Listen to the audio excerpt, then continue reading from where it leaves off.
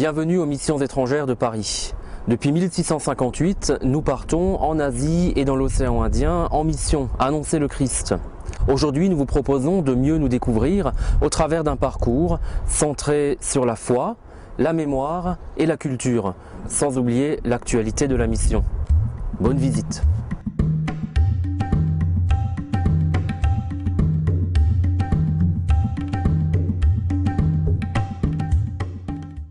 Les missions étrangères de Paris, nous sommes un institut missionnaire et rien d'autre. Nous ne sommes pas des religieux, et nous sommes des prêtres séculiers qui nous engageons pour partir au service de la mission et de l'Église en Asie.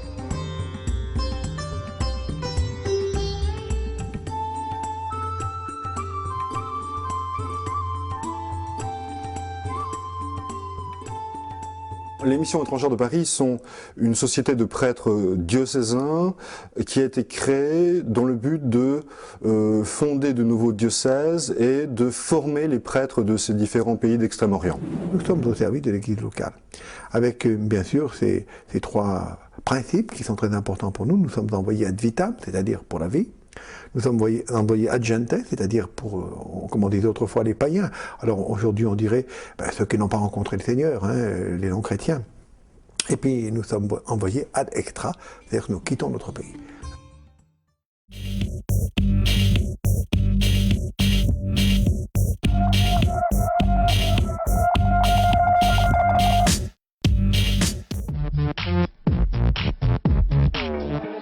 Je m'appelle Emmanuel, j'ai 24 ans, et je suis séminariste. Évidemment qu'il y a des surprises quand on annonce autour de soi qu'on veut devenir prêtre ou qu'on entre au séminaire.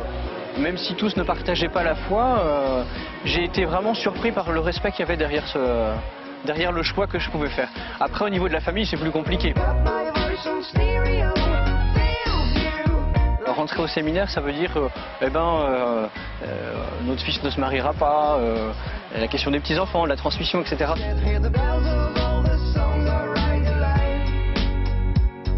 Peut-être que l'aspect solitude peut être un de ces aspects plus difficiles, mais ça fait partie du choix de vie. Ouais. Je crois qu'il n'y a pas de vrai choix sans renoncer à quelque chose. Quand on veut se marier avec quelqu'un, on renonce à une autre forme de vie pour vivre avec cette personne. Vouloir donner sa vie pour les autres, pour Dieu et pour Dieu à travers les autres, il y a cette dimension, effectivement, je renonce à quelque chose pour quelque chose de plus grand. Ou qui a autant de valeur, mais qui me rendra heureux et qui rendra heureux autour de moi.